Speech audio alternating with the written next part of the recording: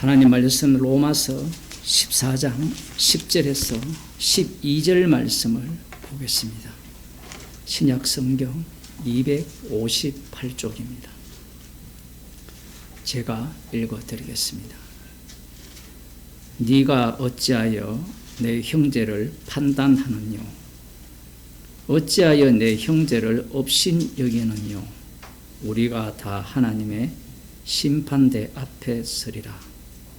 기록되었으되 주께서 가라사대 내가 살았노니 모든 무릎이 내게 꿇을 것이요 모든 혀가 하나님께 자백하리라 하였느니라. 이러므로 우리 각인이 자기 일을 하나님께 짓고 하리라. 아멘. 오늘 본문 말씀은 정말 어렵습니다. 늘 어렵지만, 왜냐하면 마지막에 하나님의 심판대 앞에 서서 우리가 행한 일에 대해서 다 직접 고하게 되어 있어요. 아니, 지금까지 들은 복음에 의하면 십자가에서 다 끝냈는데 무슨 또 다른 하나님의 심판대가 있습니까? 이제 이런 질문을 하게 되죠. 이런 본문에 대해서 이제 나름 똑똑한 개혁주의자들은 이런 말씀은 구원은 이미 우리가 따놓은 당상이고 그 얘기할 필요 없이 다른 이야기를 한다라고 이야기를 해요.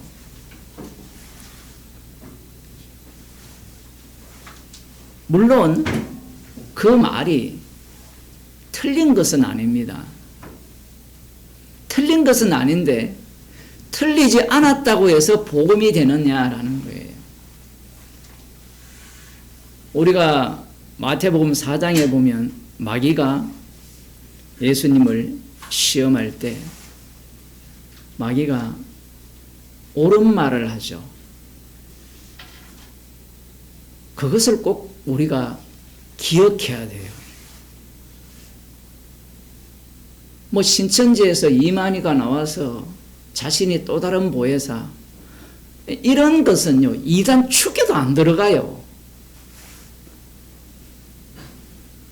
누가 가장 적거리 썼냐라고 할 때는 양의 탈을 썼다 했잖아요. 양의 탈을 썼다는 말씀을 잘 들어야 돼요. 양의 탈을 썼다라는 것은 그 탈을 벗기면 그 안에 이리가 들어있잖아요. 문제는 어느 누가 그 탈을 벗길 수 있습니까?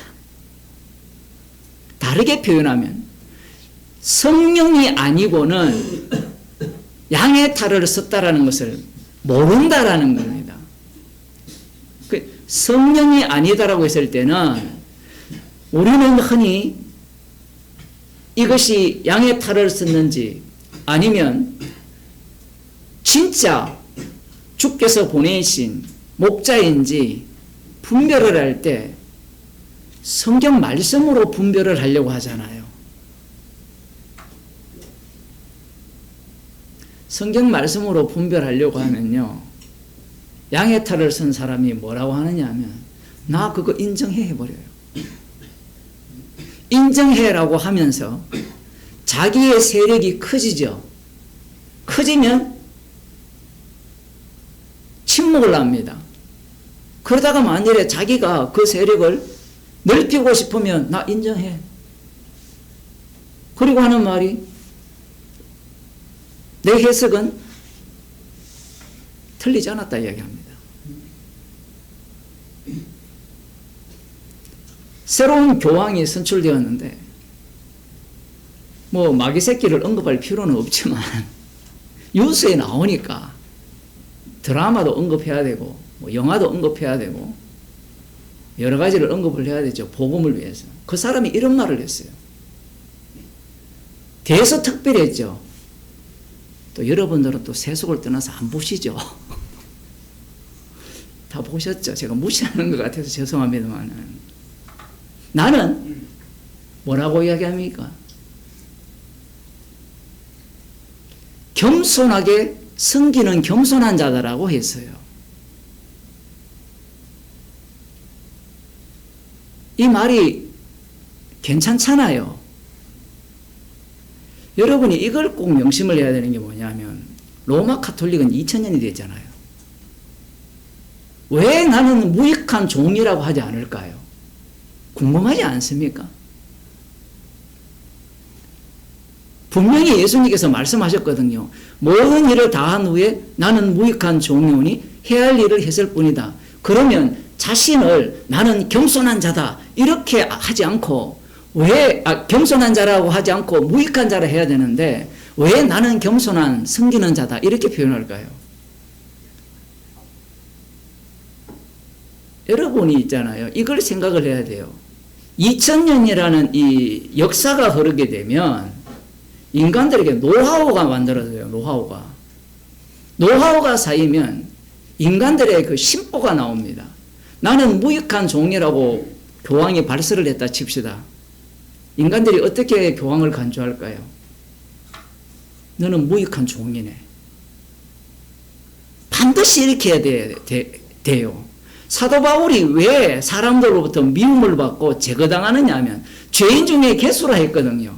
처음 들을 때는 이야 정말 복음을 아는 사람이네 라고 하는데 끝까지 죄인의 개수라고 하니까 어떤 사람들이 복음을 안다고 하는 사람들이 그 사람을 무시하고 멸시합니다. 여러분도 한번 시험해 보세요. 복음을 전하면서 마지막에 나는 무익한 종이고 나는 죄인 중에 개수일 뿐입니다. 그러면 처음에는 야 진짜 저 사람이 말씀대로 자기를 낮추는구나 라고 이야기를 하는데 시간이 지나면 어때요? 사람은 그런 말을 하죠. 말에서 뭐가 나온다 합니까? 인격이 나오고 언어에서 존중이 나오게 되어 있거든요. 어떤 말을 어떤 단어를 쓰느냐에 따라서 사람들의 태도가 달라지거든요. 2000년 동안 종교 노래를 했잖아요. 노래를 해보니까 자기를 무익한 종이라고 하면 인간들이 깔보게 되어 있어요. 나는 섬기는 겸손한 자다. 이 말 앞에는 모두가 다 꿇어요. 교회에서도 똑같습니다. 물론 어떤 희한한 사람은 나는 주의 사자다 이런 소리를 해서 많이 꿀렸잖아요. 사람들을.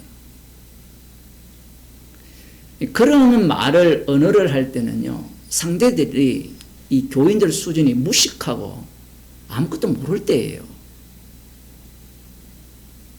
근데 상대들이 수준이 올라오잖아요. 수준이 올라오면 겸손을 떨어야 돼요. 물론 이 교황이 레오 14세입니까? 이 사람이 그렇게 말을 함으로 말미암아 그의 안마성이 드러났어요. 나는 내가 만일에 교황 14세라면 뽑힐 리도 없지만 나는 십자가 외에 잘할 것이 없습니다 라고 할 거예요. 그러면 카톨릭으로 지금 기독교인들이 많이 간다고 하거든요. 그걸로 갔던 사람들이 안녕히 계세요 나 절간에 가겠어요 이렇게 이야기할 겁니다. 성경에 똑같은 용어들이 많이 등장을 하는데 이 단어들이 있죠. 언어들 하나님의 말씀인데 이 말씀들이 그 시대나 환경에 따라서 그 용어를 달리 해줘야 돼요. 우리는 성경에 있기 때문에 그 용어를 써야 된다고 할지 모르겠지만 그 용어가 하나의 권력이 되면 그 용어의 권력이 됨을 고발을 해줘야 돼요. 신학자들이나 교인들이 성경에 있지 않느냐 하면 다 껍벅 죽어요. 그 성경에 있다라고 해서 하나님의 아들을 살해한 자들이 바리새인과 서기관들입니다.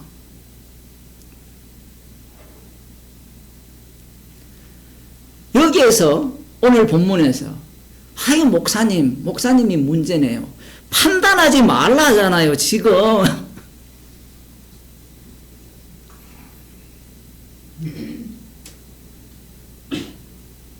네가 어찌하여 내 형제를 판단하느냐. 자, 지금 여러분 다 복음을 듣고 있잖아요. 우리 꼬맹이도 이걸 듣고 있는데 판단할까요, 안 할까요? 판단하죠. 이미 설교를 듣는 이 자세부터 또 저 목사 저거 무슨 소리 하냐 판단하고, 왜 본문으로 들어가지 왜 헛소리 하나 판단하든지 별별 판단을 다 해요.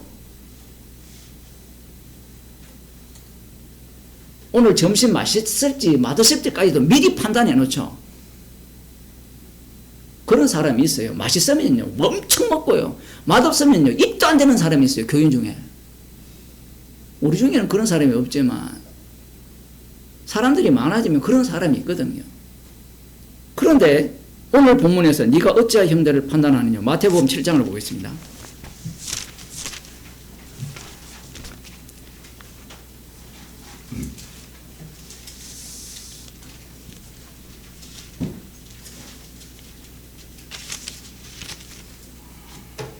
(7장) 1절입니다. 유명한 말씀이죠. 비판을 받지 아니하려거든 비판하지 말라. 옛날에 목사들이 가장 많이 말했어요. 이런 말을 왜 하느냐면요, 교인들이 목사를 비판하면요 비판을 받지 않으면 비판하지 말라. 입 땀 물게 하기 위해서 이런 구절을 사용합니다. 이 교회에서 비판하는 사람들한테 다 비판하지 말라 그래요.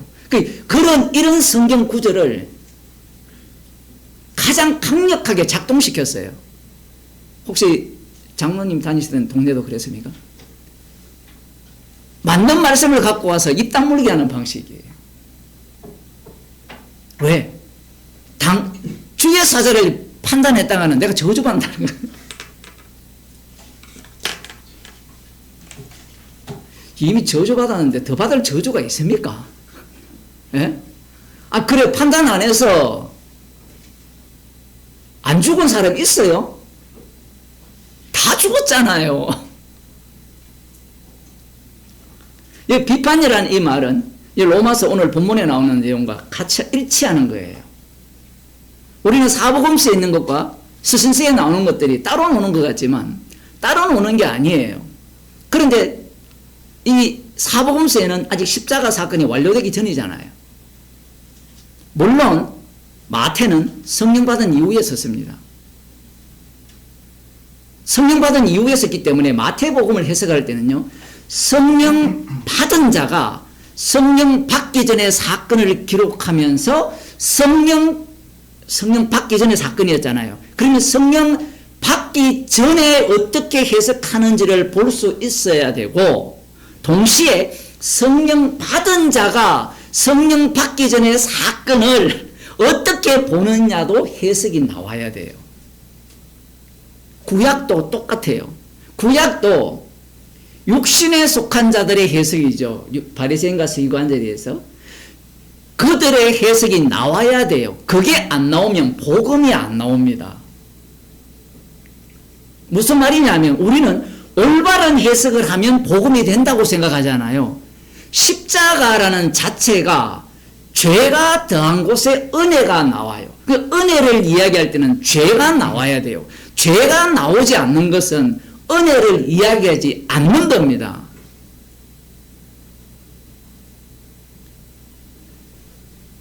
비판을 받지 아니하려거든 비판하지 말라. 판단이거든요. 판결을 한다라는 거예요. 누가 이 당시에 판결을 했느냐 하면 바리새인과 서기관들이 판단을 했어요. 어디에 위치해서? 모세의 자리에 앉아서 율법대로 살아가면서 판단을 한 겁니다. 봅시다. 또 요 구절을 한 번 더 보면 판단을 받지 않으려거든 판단하지 말라. 오늘 구절과 비슷한 것 같은데 오늘 구절을 잘 읽어보면요, 나중에 13절에 나오거든요. 로마서 14장 13절에 판단하라고 합니다. 사도 바울이 판단을 하거든요. 우리는 어떤 악마성이 있느냐면 비판을 받지 않으려거든 비판하지 말라 하면 이 말씀의 세계로 들어가면 되거든요. 근데 이 말씀의 세계는 우리가 못 들어가요. 성령이 오셔야 이 말씀의 세계로 들어가는데 말씀의 세계로 못 들어가니까 선악과를 먹지 말라 먹는 날에는 정령 죽으리라 하니까 따먹어 버리잖아요. 따먹어 버리면 그 말씀이 어떻게 되죠? 삭제되잖아요. 이미 먹었으니까 따먹지 말라는 게 그게 통용됩니까? 안 됩니까? 안 되잖아요. 똑같은 원리예요. 비판 안 해야지. 비판을 받지 않거든. 비판하지 말라 하니까 비판 안 해야지. 이런 해석법이 바리새인과 서기관의 해석법이고 외식하는 자들의 해석법이에요. 왜 그런 해석을 하느냐면 방금 왜 비판 안 하려고 합니까? 판단받지 않기 위해서. 그런데 오늘 본문에 의하면 마지막 날에 하나님의 심판대 앞에 선다 했거든요. 물론 그 하나님의 심판대는 그리스도의 심판대예요. 이건 조금 이따가 제가 설명을 드리고요. 뭘 갖고 심판할까요? 네가 행한 것을 갖고 심판한다 했거든요. 네가 선악간에 행한 모든 것을 갖고 마지막 날에 그리스도의 심판대에 선다라고 합니다. 그러면 여러분이 행동을 할 때 어떻게 행동을 합니까? 판단을 하고 행동을 하죠. 오늘 여러분 말씀 들으러 오셨잖아요. 그죠? 판단한 거잖아요.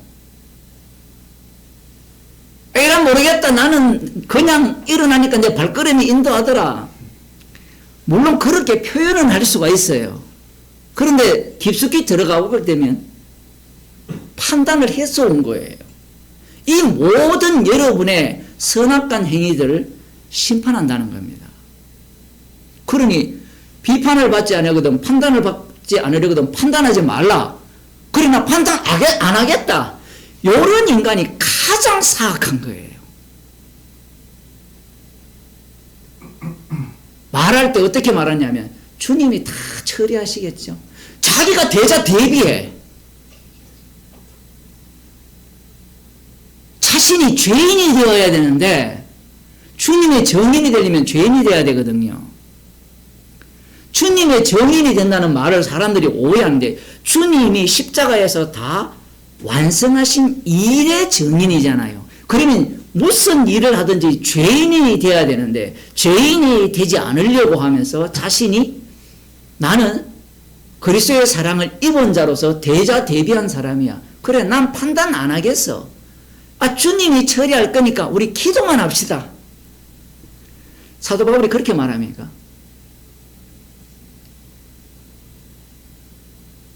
모든 문제를 다 지적하면서 기도를 하잖아요. 지적을 하니까 누가 좋아하겠습니까? 안 좋아하죠. 내 스스로 지적하는 것은 내가 받아들일 수 있는데 외부에서 지적하는 것은 화를 냅니다. 오늘 잠언서에도 나오지만 징계한다? 여러분 자식들 말 들어요? 권사님 다 컸잖아요. 자식은 그죠? 말 들어요? 엄마가 뭔데 나한테 뭐라 해? 옛날 같으면 죽여야 됩니다. 이 구약 성경에 의하면 그런 아들은 죽여야 돼요. 제가 이런 예를 드리기가 참 걱정이 되는 게 왜냐하면 말 안 듣는 자식도 내 자식이기 때문에 이런 설교 시간에 인용하면 또 화를 내고 교회 안 와버려. 권사님 그럴 분 아닌데 전화도 안 받는다며 아까 기숙사한테 가니까 문자 띡 보내가지고 별일 없다 끝. 별일 없습니다. 채찍, 징계 이런 것들이 왜 주어지느냐면 그가 판단한 것에 대해서 주님이 판단을 하셔서 책망을 하는 거예요. 율법이라는 게 있잖아요. 율법을 위반했기 때문에 왜 위반합니까? 자기가 최종 판결자잖아요. 판결해서 위반한 그 판결에 대한 것에 대한 징계예요. 그러면 나 징계 안 받을래. 그러면 히브리서에서 뭐라 합니까? 너희 아버지 있다 없다? 없다라는 이야기입니다. 성경은.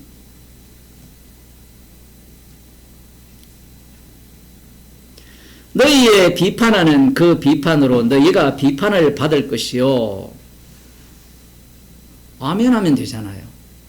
그런데 우리가 이런 말씀을 대할 때 어떤 태도로 대하는 거냐 하냐면 비판을 판단하는 것으로 판단을 받는다니까 판단 안 받으려고 예를 써요. 육신을 입은 자가, 이 육신에 속한 자가, 육에 속한 자가 판단 안 받을 수 있어요? 오늘 아침 드셨죠? 맛있었습니까? 맛없었습니까?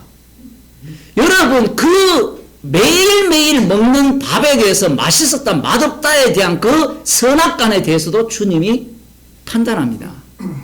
심판한다라는 거예요.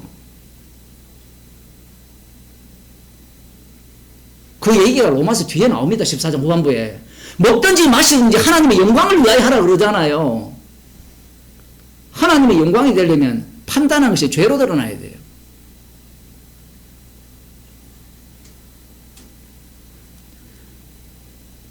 너희의 헤아리는 그 헤아림으로 너희가 헤아림을 받을 것임이라.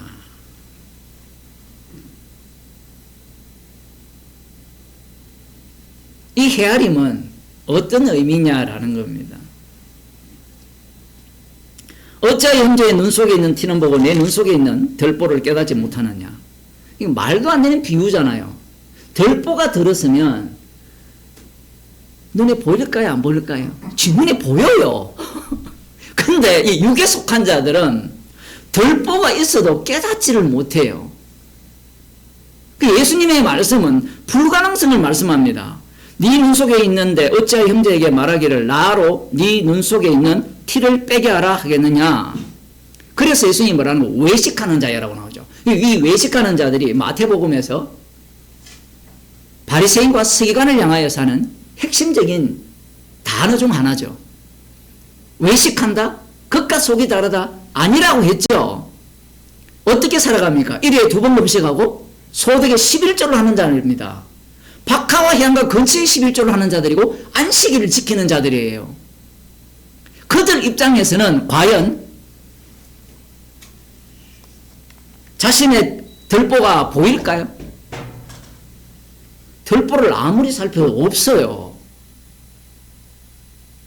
우리 자신들을 생각해 보면 돼요. 여러분이 예수님을 믿고 복음을 알았다 쳤을 때 주일 한 번도 안 빠지고 한 소득의 10분의 1 정도는 연보를 하고 하루에 적어도 한 1시간은 기도 못해도 10분 정도는 기도를 하고 성경 한 장 정도는 읽으면 남이 어떤지가 보여요. 남이. 감사하게도 여러분은 지금 이 모이시잖아요. 모이시니까 안 모이는 사람이 보여요. 우리 모임은 오늘 내일 하는데 안 모이는 사람은 그냥 유튜브 보고 앉아 놀고 저 모임이 가든 말든 우리와 무슨 상관이 있어. 여기에서 이제 외식하는 자여 네 눈 속에 들보를 빼어라. 그 후에야 밝게 보고 형제의 눈 속에서 티를 빼리라.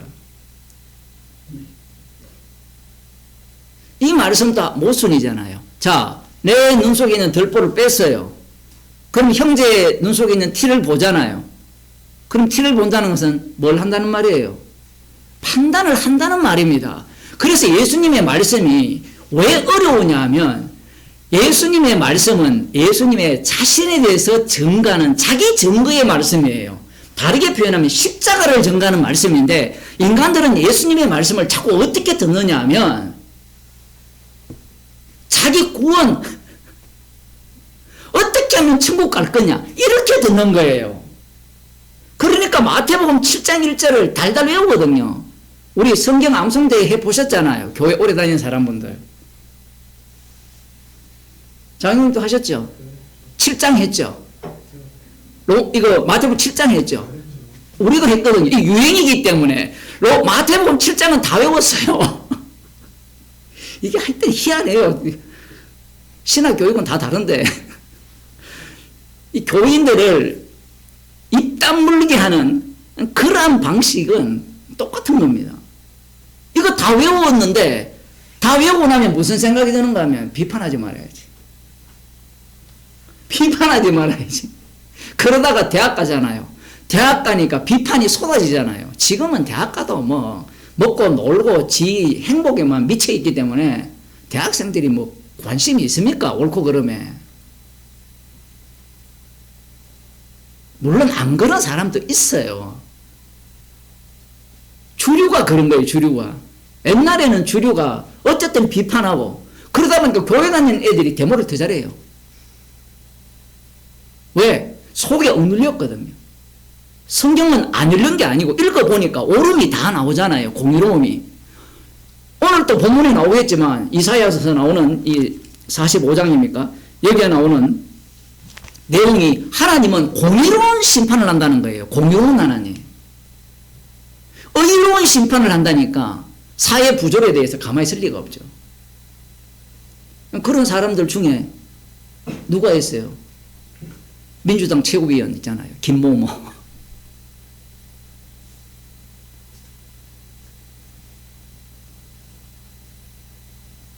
성경을 갖고 목사들이 자기 권력과 자기 부를 위해 장사를 한 거예요.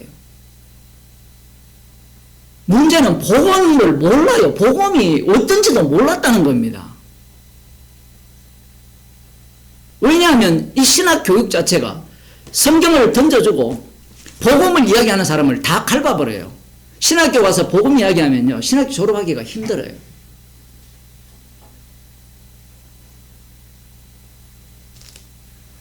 저도 그래서 대학원 때 F 하나 맞았어요. 질문했다가 반박했다가.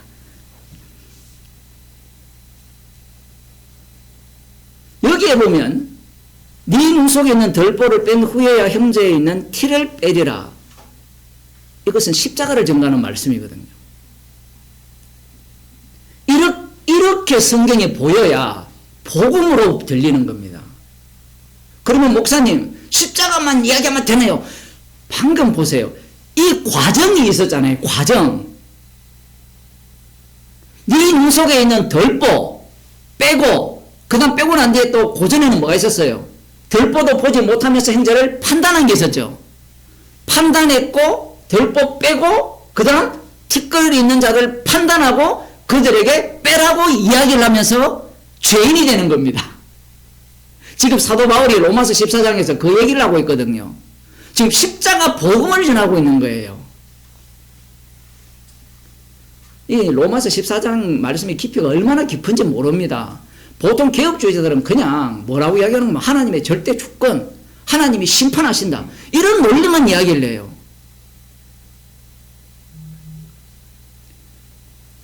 마태복음 12장으로 가보겠습니다.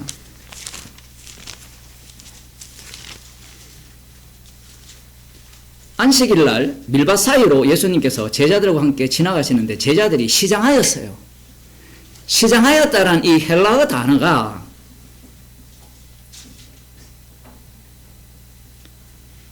페이나오라는 단어인데 또 유식하게 헬라 한번 써봐야죠. 이 단어와 마태복음 4장에 보면 예수님께서 광야로 가셨잖아요. 40일간 줄이셨다라고 번역이 되어 있잖아요. 그 단어가 같습니다. 그러면 제자들이 어느 정도 배가 고팠는지를 아시겠죠? 이렇게 이해 못하면요. 우리 어릴 때, 제 어릴 때 그때만 해도 밀 농사 많이 지었어요. 꼴짝꼴짝이에. 봄에. 그때만 해도 함부로 이거 나무니까 이거 못 해먹었거든요.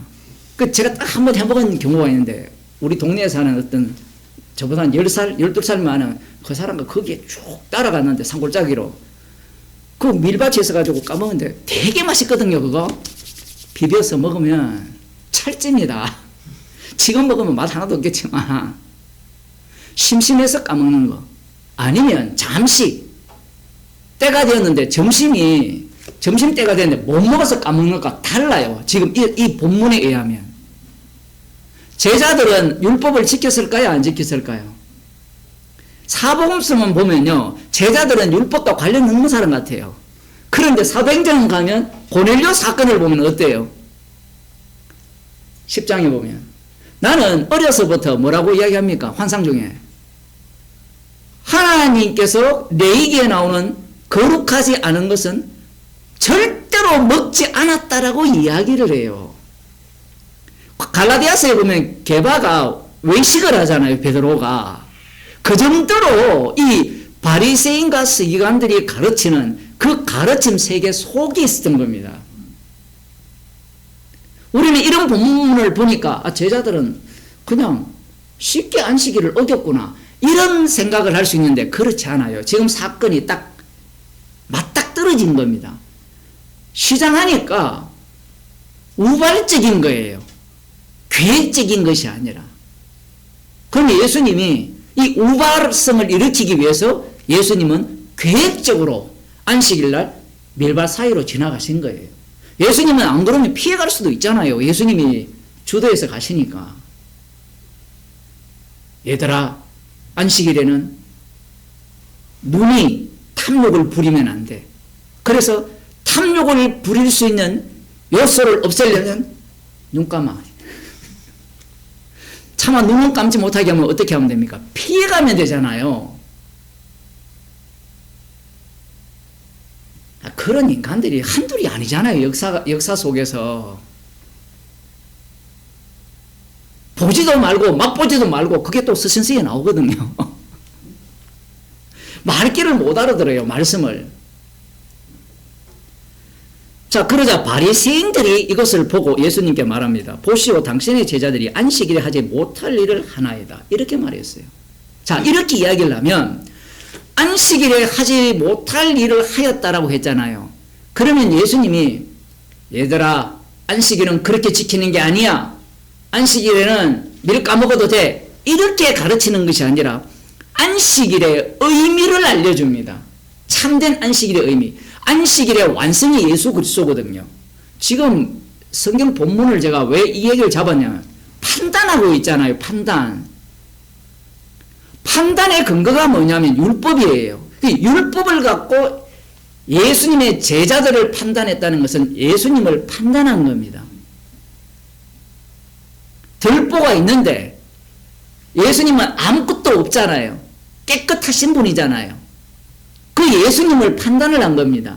이 판단에 대해서 예수님이 어떻게 답변하시느냐 하면 다윗이 자기와 그 함께한 자들이 시장할 때 한 일을 읽지 못하였느냐. 그가 하나님의 전에 들어가서 제사장 외에는 자기나 그 함께한 자들이 먹지 못하는 진설병을 먹지 아니하였느냐. 사무엘상 21장을 보겠습니다.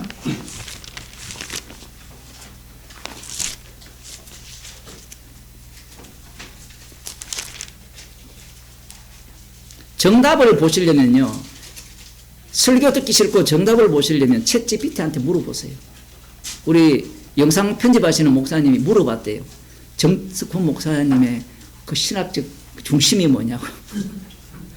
그 다음 또 다른 분 또 물어보니까 거의 똑같은 비슷한 답변이 나왔는데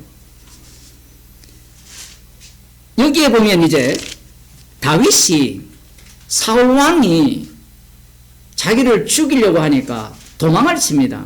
도망친 장소가 노비인데 그 노베에 대제사장 아히멜렉이 있었고 그곳에 아마 성막이 있었던 모양이에요.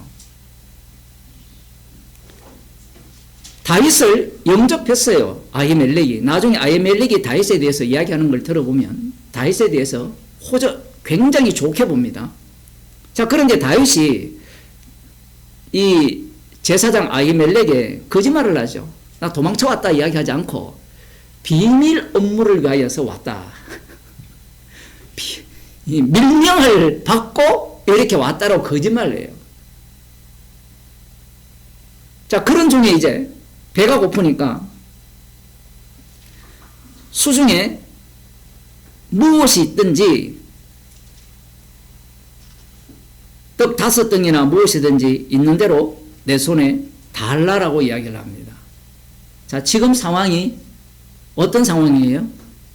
예수님이 줄이신 상황. 이거하고 연결해야 돼요. 제자들이 안식일날 시장한 상황. 그 다음 다윗이 도망을 치다가 먹을 것을 준비 못했으니까 굉장히 배고픈 상황이잖아요. 자기와 함께한 무리들조차 견딜 수 있었으면 안 먹습니다, 여러분. 율법을 모르겠어요? 이런 걸 꼭 기억해야 돼요. 그래서 어떤 타인이 어떤 행동을 했을 때 우리는 그 행동에 대해서 어떻게 판단을 해야 돼요? 하지 않았어야지 이렇게 판단하잖아요. 그렇지 않습니까? 인간들이 해석하는 방식은. 그런데 주님은 그렇게 판단하지 않아요. 그렇다고 그걸 그럼 옳다라고 합니까? 옳다라고도 하지 않습니다. 죄입니다, 죄. 자, 이런 상황에서 먹을 걸 달라고 하니까 대제사장이 뭐라고 이야기합니까? 항상 드리는 매 안식일마다 여호와께 드리는 떡은 있어요. 그 떡은 식은 떡이죠. 일반용 그냥 제사장들이 먹는 것 외의 떡은 없다라고 이야기하고 제사장만이 먹는 떡은 있다라고 이야기합니다. 레위기 24장 8절 9절에 나오거든요. 이것은 아론과 그 자손들만 먹을 수 있는 떡이에요. 여러분들이 뭐 인터넷 들어가서 살펴보면 그 성소로 들어가는 문 쪽에 오른편에 있죠. 오른편에 떡 12개가 있습니다. 6개, 6개 얹혀 있고 왼쪽에는 등이 있어요. 그 가운데는 향단이 있고 그 막이 있고 그 뒤쪽이 언약궤가 있는 지성소가 되거든요. 이 12개의 떡을 물려놓고 그것은 항상 거룩한 곳에서만 성전에서만 먹을 수 있는 겁니다. 그런데 이 떡이 있다니까 그 떡을 달라고 하죠. 주겠다고 먼저 이야기합니다. 이렇게 이야기합니다. 그 소년들이 분열을 가까이만 아니하였으면 주겠다고 합니다. 다윗이 제사장에게 대답하여 가로되 우리가 참으로 3일 동안이나 분열을 가까이 하지 아니하였도다.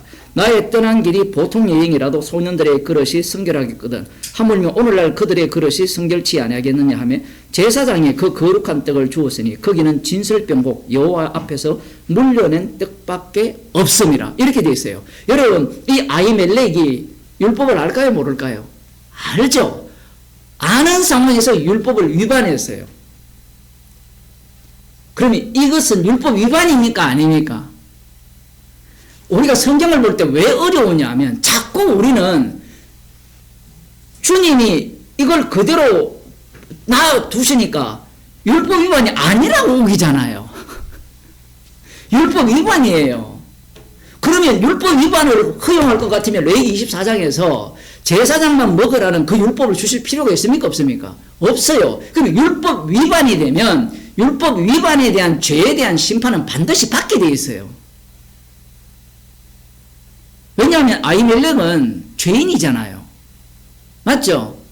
그런데 예수님께서 지금 이 상황을 통하여서 무엇을 지금 말씀하고자 하느냐면요. 자, 그냥 아히멜렉이 어떤 일을 당하게 됩니까? 다윗 때문에 85명이 제사장 가문이 몰살당합니다. 사울 왕이 제사장들을 죽이죠. 물론 이스라엘 백성들은 두려워서 죽이려고 하지 않으니까 에돔 사람 도액이 나서서 이 제사장 가문 다윗에게 떡을 제공하고 사울의 칼을 줬다라는 그 죄목으로 인하여서 죽여버립니다. 그러면서 이 아히멜렉은 성전의 참된 의미를 증거하는 죄인으로 나타나게 돼요. 주님이 일하시는 방식이 놀랍죠. 우리는 주님이 일을 할 때는 허물 없는 자를 사용해서 주님의 정인으로 사용한다라고 생각을 하잖아요. 주님은 그렇게 일을 안 해요. 다윗도 마찬가지잖아요. 다윗을 보면 여러분이 다윗보다 큰 죄 지은 적이 있습니까? 예? 간음을 해가지고 그 간음이라는 죄를 막기 위해서 언약궤와 앞장서가는 그 여호와의 군사된 우리아를 죽인 적이 있습니까? 그런 다윗을 주님이 사용하는 거예요. 예수님께서 지금 안식일 문제를 갖고 판단을 하는 그들에게 판단할 거리를 주었어요. 자, 다시 마태복음으로 와서 함께한 자들이 시장할 때 한 일을 잊지 못하였느냐. 그가 하나님의 전에 들어가서 제사장 외에는 자기나 그 함께한 자들이 먹지 못하는 진설병을 먹지 아니하였나. 여기에는 아히멜렉 이야기는 뺐죠. 다윗이 시장할 때 먹었다라는 겁니다. 왜 먹었냐 이거예요. 배고프니까. 그러면 이 일에 대해서 너희들이 판단해 보라는 겁니다. 누가? 지금 안식일날 미리삭을 까먹었잖아요. 안식일을 하지 못한 일을 제자들이 했잖아요. 안식일날은 불을 피우면 안 됩니다, 여러분. 꼭 기억을 하셔야 돼요. 그리고 안식일에는 안식일을 범한 자에 대해서는 반드시 죽이라고 되어 있어요. 그게 율법입니다. 안식일에 음식을 하기 위해서 불을 피우거나 나무를 한다거나 그럴 경우에는 죽이라고 되어 있어요. 율법에. 그 전까지 율법이 그걸 한 거예요. 그런 상황에서 지금 만일에 안식일날 미리삭을 이렇게 까서 먹었다. 이건 안식일을 범한 거잖아요. 여기에 대해서 지금 바리새인들이 판결을 하는데, 그래 그 판결을 예수님 때가 아니고 그 전에 때라면 이 판단은 옳아요. 말라기 때라면 박하와 해안가 건축의 11조를 하는 것이 인정받는다니까요, 여러분. 그런데 종말이 되었잖아요. 하나님의 아들이 이 땅에 오셨어요. 종말이 되어서 하나님 아들이 오셨을 경우에는 이제 판단이 달라집니다. 누구 중심으로? 말씀이 육신이 되신 그분 중심으로 판단이 달라져요. 그것들은 다 그림자가 돼요. 구약의 옳다라는 것이 오히려 죄가 돼요. 이런 것이 진짜 어려워요. 목사들은 이런 말을 못 알아들어요. 자기들은 순수하게 본다는 겁니다. 순수하게 보는 게 가장 악마적이거든요. 아까 기도하실 때 잠언서를 인용했습니까? 뭐가 올라온다 했어요? 속 깊은 곳에서 명철이 올라온다 했죠. 예수님은 뭐가 나온다 했습니까? 죄가 나온다 했거든요. 명철을 누가 집어넣느냐 하면 잠언서를 읽으면서 유대인들이 집어넣었어요. 마음속에. 삥 누르면 뭐가 나와요? 율법이 나오는 겁니다. 율법의 지혜들이. 그런데 예수님이 오셔서 삥 누르니까 안식일 위반이 나왔죠. 그게 뭐라고 얘기합니까? 악이라고 얘기해요. 안식일을 지키는 것 자체가 악이에요. 우리 속에서 나오는 것은 악밖에 없어요. 에이, 목사님, 우리 속에 성령이 있지 않습니까? 성령은 외부적 요소예요. 성령이 들어오셔서 내놓는 것은 이런 겁니다. 내가 꺼내놓은 명철은 아니고가 나와요. 성령께서 하시는 일은. 그런데 이 사이비 집단들은 성령이 오셨으니까 내가 하는 일이 주의 일이 돼요. 교황이 그런 짓을 한 거잖아요. 나는 성기는 겸손한 자입니다. 말씀을 이해를 못하죠. 성기는 겸손한 자의 죄인된 모습을 끄집어내어서 십자가를 진 거예요. 사도 바울이 어떤 모습을 보였습니까? 오늘 본문에도 나오지만 모든 무릎이 하나님께 꿇게 하거든요. 이사야 45장에 오늘 그 인용한 본문이 빌립보서 2장으로 가면 십자가 지신 예수님 앞에 모든 무릎이 꿇게 되어 있어요. 그리고 십자가 지신 예수님 앞에 무릎을 꿇으면 자신은 뭐가 되죠? 아니, 십자가 지신 분 앞에 내가 무릎을 꿇으면 나는 뭐가 돼요? 죄인 중에 개수가 되죠.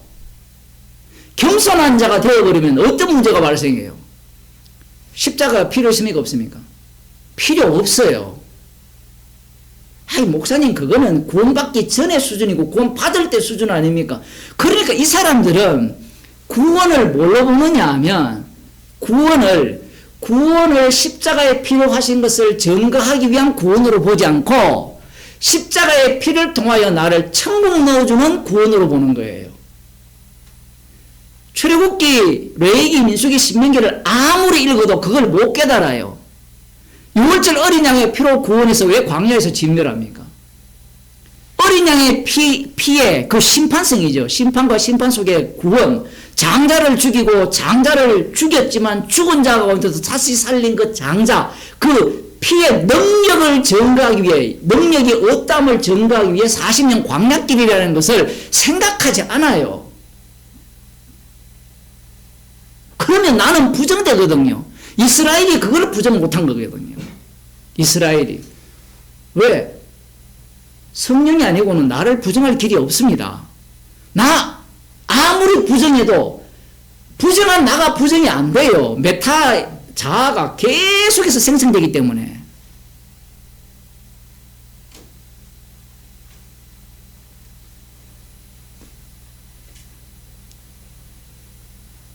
지금 다윗이 제사장 외에 먹지 못하는 진설병 떡을 먹었어요. 너희들이 판단해 보라는 겁니다. 여러분이 한번 판단해 보세요. 마태복음 읽으면서 쉽게 넘어갔잖아요. 율법을 모르면 잘했네 이 얘기하죠. 근데 율법을 알면 도대체 이게 뭐야? 아마 바리새인들은 이 부분에 대해서 판단을 유보했을 겁니다. 왜? 다윗 편이거든요. 왜 이런 문제가 발생하느냐면요. 그 사무엘하 15장에 가면 압살롬이 등장을 합니다. 사무엘하 15장을 봅시다.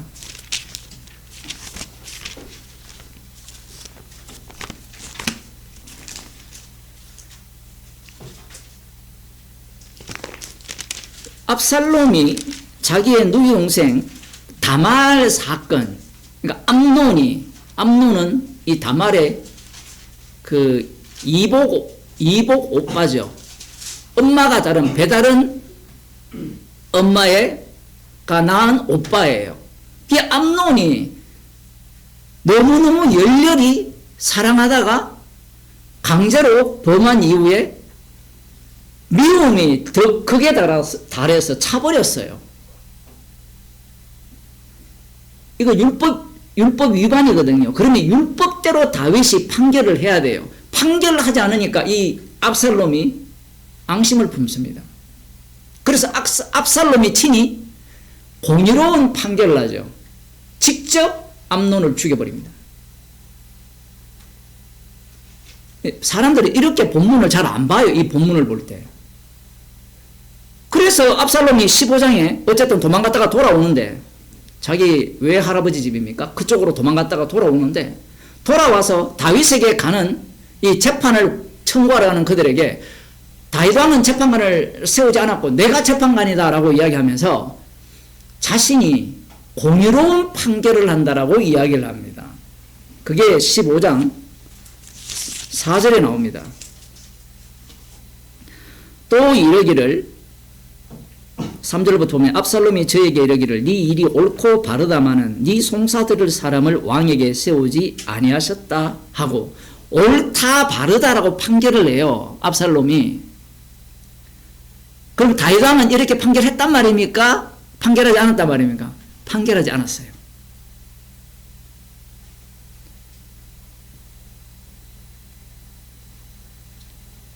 그 다음 나오는 게 4절. 또 이르기를 내가 이 땅에서 재판관이 되고 누구든지 송사나 재판할 일이 있어 내게로 오는 자에게 내가 공의 베풀기를 원하노라. 여기에서 나오는 공의는 압살롬 마음대로 코에 걸면 코걸이, 귀에 걸면 귀걸이에 대한 판결이 아니에요. 그게 아닙니다.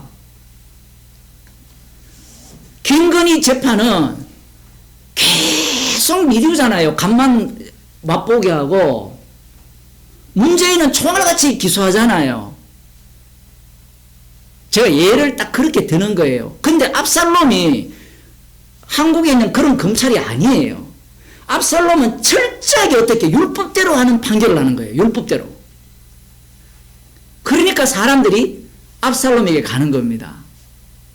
여러분 코에 걸면 코걸이, 귀에 걸면 귀걸이라면 그게 가겠어요? 안 가죠. 그래서 이스라엘 백성들의 마음을 훔쳤다라고 표현을 하잖아요. 이 훔쳤다라는 말을 할 때는 누구 입장에서 이야기하는 거예요? 다윗 입장에서 하는 거거든요. 그런데 압살롬의 입장에서는, 아니면 압살롬의 재판을 받는 그들의 입장에서는 압살롬의 판결이 옳은 겁니다. 이후에 이 열왕기들을 보게 되면 다윗 왕의 그 판결 자체를 따르는 왕들이 거의 없어요. 그래서 결국 망합니다. 이 공의가 뭔지를 몰라요. 다윗 왕이 말하는 공의와 압살롬이 말하는 공의가 달라요. 이 지점입니다. 지금 바리새인들은 누구의 판단을 하고 있느냐 하면 다윗에 대해서는 지지를 하면서 다윗의 판결을 따르지 않아요. 그게 솔로몬의 재판이거든요.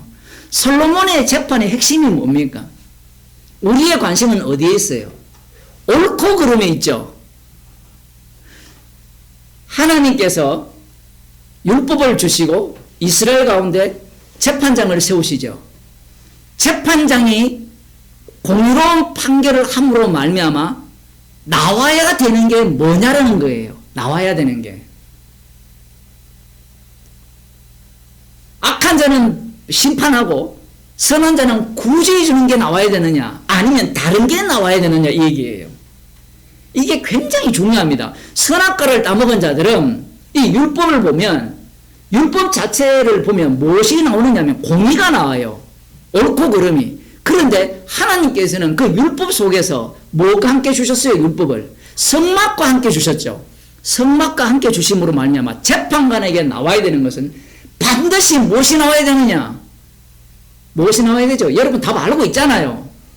자기의 희생이 나와야 돼요. 이게 무슨 뚱딴지 같은 소리입니까 이거? 재판관은 올바르게 판결하면 되지 무슨 자기 희생이 나와야 돼요. 지금 아히멜렉 보셨죠? 다윗을 숨겨줬잖아요. 대제사장에서 뭐가 나왔어요? 자기 희생이 나왔어요. 성전에서 법대로 하는 이야기가 아니라 성전에서 나와야 되는 것은 자기 희생이에요. 이것은 어디에 나오느냐 민수기 35장에 보면 도피성 제도가 나옵니다. 도피성 제도라는 것은 여러분들이 잘 아시다시피 우발적으로 살해한 자, 우연히 살해한 자를 이 복수자, 살해당한 자의 친족이나 형제 자매들이 거기에 대해서 원수를 갚겠다고 할 때 이 고속도로를 뚫어가지고 6군데를 뚫어가지고 급히 도피할 수 있는 도피성을 만듭니다. 그런데 거기에 피했던 그 우발적 살해자가 언제 자기 고향으로 돌아가느냐 하면 대제사장이 죽었을 때, 그의 대제사장이 죽었을 때 돌아갈 수 있어요. 이렇게 말하면 그 도피성에 도망한 사람이 비나이다 비나이다 대제사장이 하루속히 죽게 앞서서 주님이 그까지 다 감수합니다. 인간들의 그 탐심을.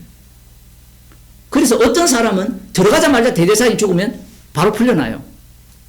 그런데 흥미로운 것은 도피성 제도가 사사기로 넘어가면 없어요.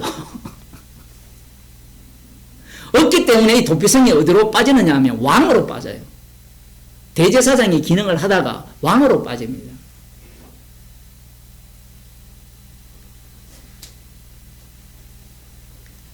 아히도벨도 결국은 자신이 율법 위반자가 되었지만 위반자로서는 당연히 위반을 했으니까 하나님의 처벌을 받아야 되고 처벌을 받는 그 과정 속에 사울 왕에 의해서 죽음을 당함으로 말미암아 성전이 보여줘야 될 그 본래적 기능을 완수하는 거예요.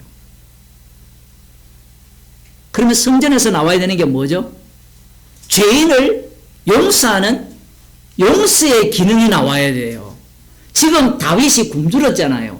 함께한 자들이 헐벗었을 때 성전에서 뭐가 나왔어요? 법 지켜야지. 법. 법이 나와야 돼요. 긍휼이 나와야 돼요. 긍휼이 나와야 되는 겁니다. 그러면 법을 안 지켰으니까 어떻게 해야 되죠? 죽어야 되죠. 법을 안 지킨 것에 의해서 죽는 것은 심판 받아야 되고요. 긍휼이 나오는 것은 긍휼이 나와야 돼요. 우리는 자꾸 이걸 통합시키려고 하잖아요.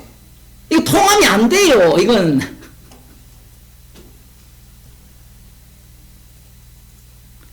그래서 지금 예수님께서 이렇게 질문을 하신 겁니다. 그러면서 그 다음 하시는 예가 뭐냐면 또 안식일에 제사장들이 성전 안에서 안식을 범하여도 죄가 없음을 너희가 율법에서 읽지 못하였도다. 왜 죄가 없습니까? 안식일을 범했잖아요. 분명히 율법에서는 안식일을 범하는 자는 반드시 죽이라고 되어 있거든요. 반드시 죽이라고 되어 있는데 이들은 안식일을 범해도 죄가 없다라는 거예요. 왜 죄가 없습니까? 법대로 했기 때문에 죄가 없습니까? 이게 되게 어려워요. 이게 율법은 안식일을 지키라잖아요. 그런데 지금 제사장들은 안식일을 계속해서 제사를 드려야 되거든요. 그게 일이잖아요. 그 일을 했는데 왜 죄가 없습니까? 죄 용서 받는 죄를 짓는 거예요. 자기가 희생물이 되잖아요. 제사장이. 지금 뭐가 나오고 있어요? 예수님이 안식일에도 일을 해도 죄가 없다라는 이야기를 하고 싶어 할까요? 안 그러면 지금 안식일에 안식일을 범했는데 죄가 없담으로 말미암아 진짜 이 성전에서의 제사 제도가 긍휼이 나오는 곳이다라는 것을 말씀하고자 하는 겁니까? 긍휼을 이야기하고자 하는 거예요. 지금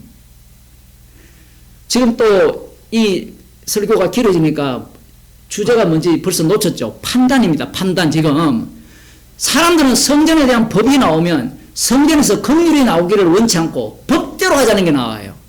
그 법이 처음부터 무너진 게 레위기 10장이잖아요. 나답과 아비후가 하나님께서 명하시지 않는 불을 갖고 갔을 때 죽었죠. 그런데 뒤에 뭐라고 이야기합니까? 법대로 했는데도 속죄제를 드렸는데도 죽었다는 이야기입니다. 그러니까 인간들이 말하는 법대로라는 것이 성전 제도에서는 통할 수도 있고 통하지도 않아요. 그럼 인간들은 어떻게 해석할까요? 지 마음대로 해석해요. 그건 나중에. 어차피 법대로 안 할 것 같으면 제도 왜 지켜? 그러니까 하나님 진멸해버립니다. 그러면 반대쪽은 뭐라 할까요? 법대로 지켜야 하나님이 심판을 안 하지. 지키니까 진멸해버려요. 말귀를 못 알아요. 둘 다 지금 긍휼이 나오는 자리인데 하나님의 사랑이 나오는 자리인데 그 사랑을 지금 배제하는 거예요. 계속해서. 안식일도 하나님의 사랑이 나오는 율법이에요. 그래서 율법은 예수님에 대해서 전한다라고 말씀하신 겁니다. 성전보다 더 큰 이가 여기 있다라고 예수님께서 말씀을 하셨죠. 많이 들었잖아요. 예수님이 성전보다 더 큰 이다 라고 할 때 성전의 완성이잖아요. 성전의 완성이 되면 성전 시스템이 예수님의 몸이 돼요. 그럼 예수님 몸 안에 무엇이 작동을 합니까? 죄인이 있죠. 죄가 용서받는 자리가 있죠. 그 피가 있죠. 그리고 구원이 있죠. 그것만 있습니까? 심판도 거기에 있어요.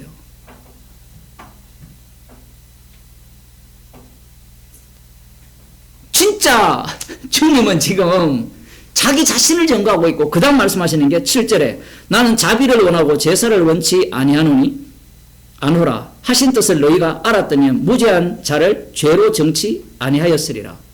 인자는 안식일의 주인이니라. 하나님께서 자비를 원한다 했어요. 제사를 원치 아니하고. 이 호세아에 나오거든요. 호세아 6장 6절에 나옵니다. 이들이 제사는 드리는데 공의를 행하지 않아요.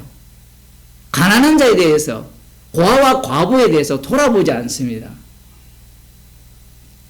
이렇게 말씀을 하시니까 인간들이 어떤 행동을 하느냐 하면 제사는 제사대로 드리고 뭘 해야 되죠?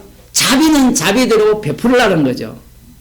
그러면 제사를 제대로 드려버리면 하나님의 자비가 필요가 있습니까? 없습니까?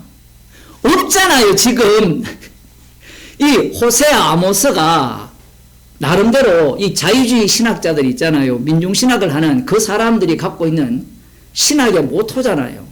공의를 물같이 정의를 하수처럼 흘려라. 그게 그들이 주장하는 바거든요. 문제는 그들이 이 율법이 무엇인지 모른다라는 거예요. 그래서 예수님께서 지금 나는 자비를 원하고 제사를 원치 않는다라는 거예요. 이렇게 이야기하면 제사 안 지내고 우리 자비만 행하면 안 됩니까? 안 돼요. 왜 안 되느냐 하면 제사, 번제 속에서 자비가 나오기 때문에 그래요. 이것을 예수님 몸에서 완성해내고 구현해냅니다. 예수님 자신이 성전이잖아요. 본인이 대제사장이잖아요. 본인이 제물이 되잖아요. 본인이 새로운 피조물을 창조하시잖아요. 그러니까 호세아서 말씀을 순수하게 주님은 자비를 원하고 제사를 원치 않으니까 우리 제대로 제사는 안 드리더라도 자비를 행합시다. 그게 바리새인이잖아요. 사두개인들은 안 돼. 성전에서 제사는 제대로 드리고 율법은 우리가 못해도 죄 용서하는 거니까. 또 한 부류는 제사도 제대로 드리고 자비도 제대로 행하고 이들 모두가 예수님을 살해해버립니다. 지금 예수님의 판결은 어떤 판결이에요? 지금 로마서 다시 14장으로 가봅시다. 이제 로마서를 좀 풀어야 되는데 로마서 14장에서 우리가 다 하나님의 심판대 앞에 선다고 되어 있거든요. 여러분 사도 바울이 유대교에 속했었잖아요. 하나님의 심판대라고 하면 구약에 나오는 하나님의 심판대예요. 이걸 꼭 기억해야 됩니다. 지금 이사야를 그대로 인용을 하거든요. 이사야서 45장 23절을 봅시다.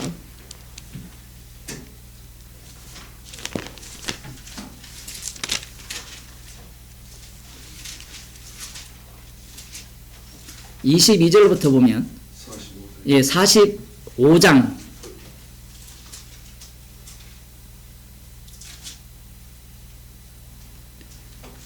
22절부터 보면 땅끝의 모든 백성이 나를 앙망하라. 그리하면 구원을 얻으리라. 나는 하나님이라 다른 이가 없음이니라. 내가 나를 두고 맹세하기를 나의 입에서 의로운 말이 나갔은즉 돌아오지 아니하나니 내게 모든 무릎이 꿇겠고 모든 혀가 맹약하리라. 그 여호와께서 말씀하신 것이 나갔으면 반드시 말씀대로 응하게 된다는 겁니다. 지금 45장의 내용은 어떤 내용이냐 하면 고레스 왕을 통하여서 이스라엘을 구원하시겠다는 이야기입니다.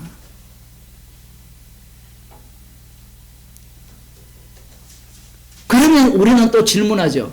고레스는 구원받았습니까? 그런 질문하지 말라는 거예요.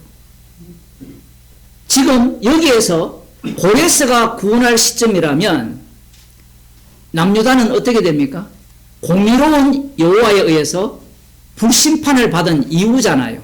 그리고 70년이 흐른 이후가 돼요. 성전이 불타고 성전이 봉헌되는 기간이 70년입니다. 이사야는 지금 예언을 하고 있잖아요. 고레스 왕이 등장할 것이라고 예언을 하고 있는데 지금 이 내용은 하나님께서 어떻게 하시겠다라는 것을 말씀을 하신 거예요. 이건 이제 에베소서식으로 표현하면 창세전의 그리스도 안에서 택하사,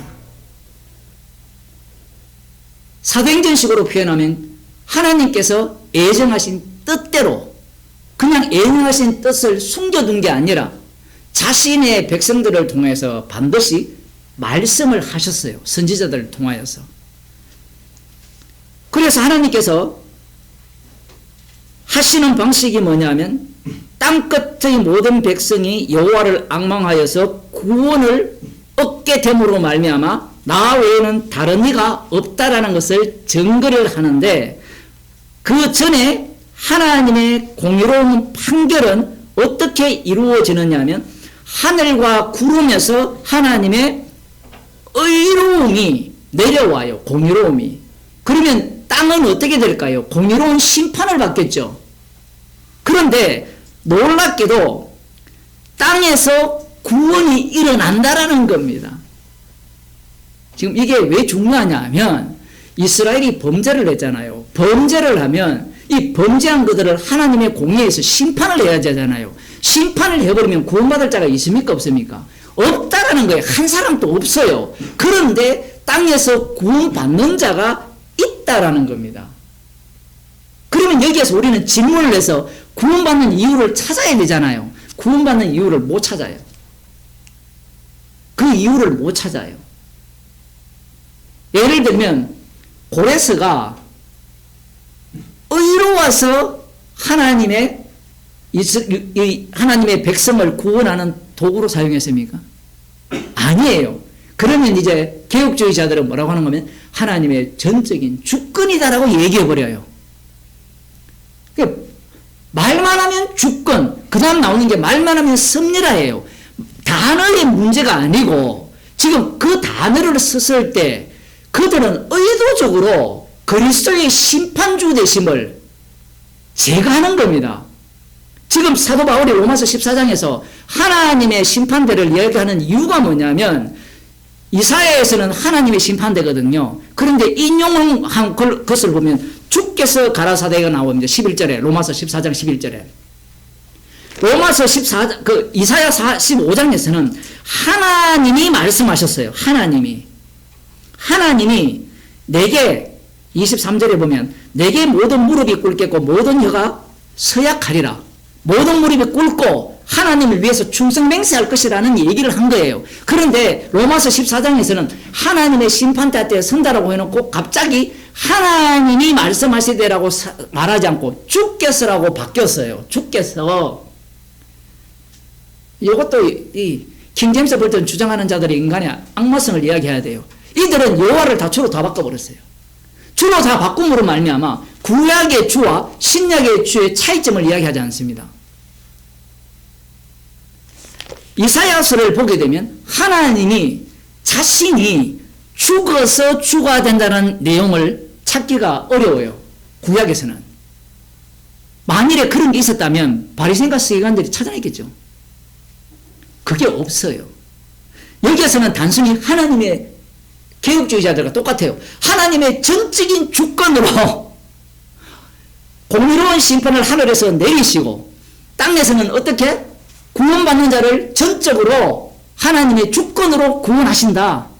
그래서 모든 무릎이 꿇게 한다.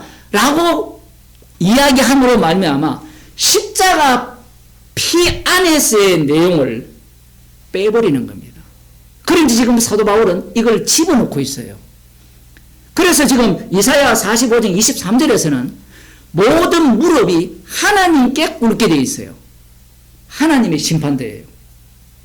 그런데 로마서 14장에서는 처음에는 하나님의 심판대라 했다가 주로 바꾸는 이유는 고린도 후서 5장을 보면 9절입니다.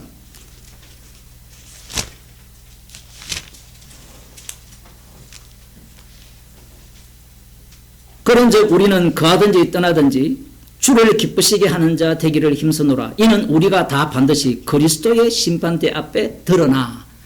여기에 그리스도의 심판대가 나오죠. 아유, 사도 바울님, 고린도 후서에서는 그리스도의 심판대 했다가 왜 로마서에서는 하나님의 심판대 합니까? 그 이유를 여러분이 아시겠죠? 아직 모르겠습니까? 로마에 있는 사람들이 로마서를 읽어보면 구약을 관통하고 있죠. 구약을 깨뚫고 있잖아요. 지금 우리가 로마서 강의를 우리가 하면서 보면서 어떻습니까? 깨뚫고 있기 때문에 하나님의 심판대를 주께서라고 바꾸는 거예요. 이 고린도 후서 같은 경우에는 그리스도의 심판대 앞에 서는데 각각 선악간에 그 몸으로 행한 것을 따라 받으려 합니다.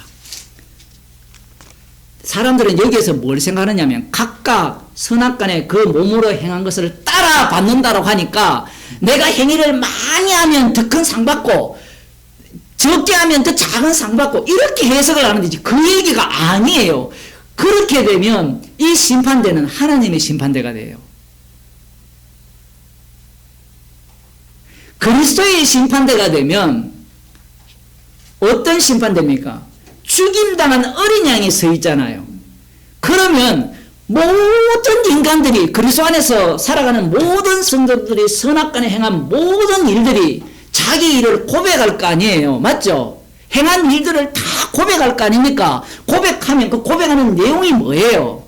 나는 겸손한 종입니다. 이 소리 하겠어요? 아니잖아요. 생명의 면류관을 돌려드리면서 뭐라고 이야기합니까? 나는 무익한 종이오니 해야 될 일을 했을 뿐이라는 거예요. 다르게 표현하면 이 모든 일은 주님의 십자가의 피 공로를 자랑케 하기 위한 선한 일이었다라는 겁니다. 거기에는 악한 일도 있겠죠. 선하고 악한 일이 있어요. 성경에는 우리가 이 세상에 살아가면서 선하고 악한 일 모두를 통틀어서 선한 일이 돼요. 그러니 선악간에 그리스도 앞에서 서는 겁니다. 그런데 지금 하나님의 심판대가 되어지면 방금 해석한 방식으로 내가 선한 일을 했으니까 보상을 주겠지가 돼요. 하나님의 심판대는 죽음이 없잖아요. 그리스도의 심판대는 어린 양의 피가 있잖아요. 지금 이 논리가 앞서 제가 말씀드린 안식일이라든가 성정의 원리와 같은 거예요. 뭐가 나옵니까? 그리스도의 심판대는 사랑이 나와요.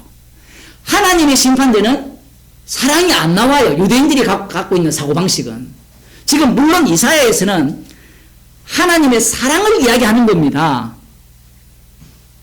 그 아까는 그 얘기 안 해놓고요. 제가 아까 설명을 했잖아요.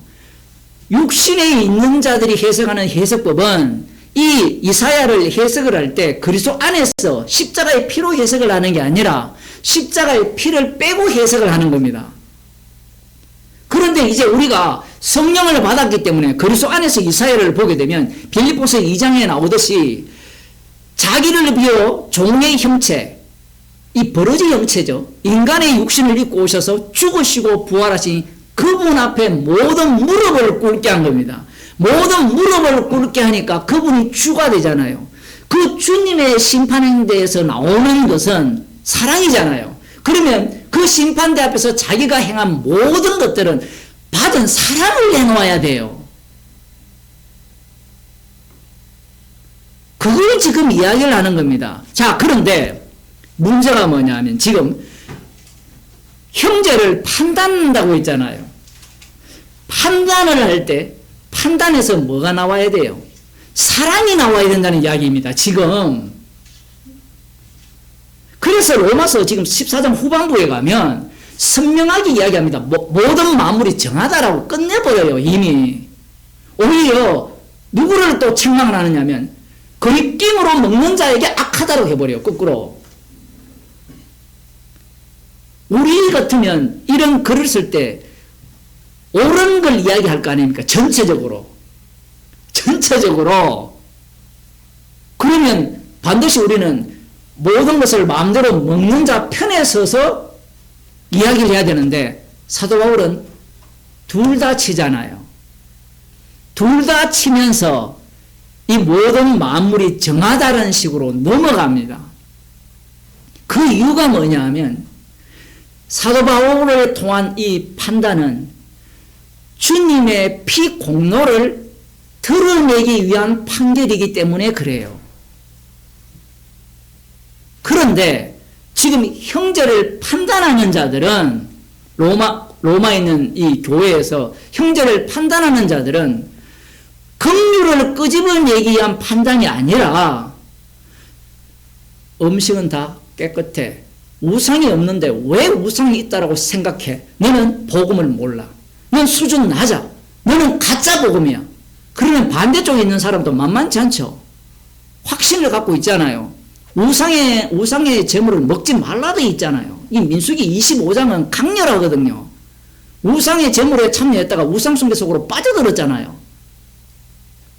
여러분 이 말이 만만치 않습니다. 여러분들도요. 우리 이런 말이 있잖아요. 건묵자흑이라고. 욕하는 사람 옆에 살아보세요. 욕이 입에 달립니다. 안 그럴까요? 여러분이 우리 장모님이 식당을 하시는데 혹시 자녀를 키울 때 어릴 때 식당에서 자랐다 생각해 보세요. 이 밥 가격 완전 팽팽 돌아가요. 우리 애가 선생질하는 집에서 컸잖아요. 지가 선생인 줄 알아. 사고가 다 선생이에요. 왜냐하면 언어 자체가. 그리고 저 아버지도 목사죠. 굉장히 그거 무시 못합니다. 환경 자체가. 그러니까 지금 우상의 제물을 먹는다는 것은 아예 처음부터 맛보지도 말고 만지지도 말라는 사도 바울도 또 얘기를 하거든요. 그 입장에서 보게 된다면 옳은 말이잖아요. 중요한 것은 그들이 판단을 해버린다는 겁니다. 그러니까 지금 구약에 나오는 재판관들의 문제가 뭐냐면 너 죽으라고 재판을 하라는 건데 지금 재판은 나 살려고 재판을 내요.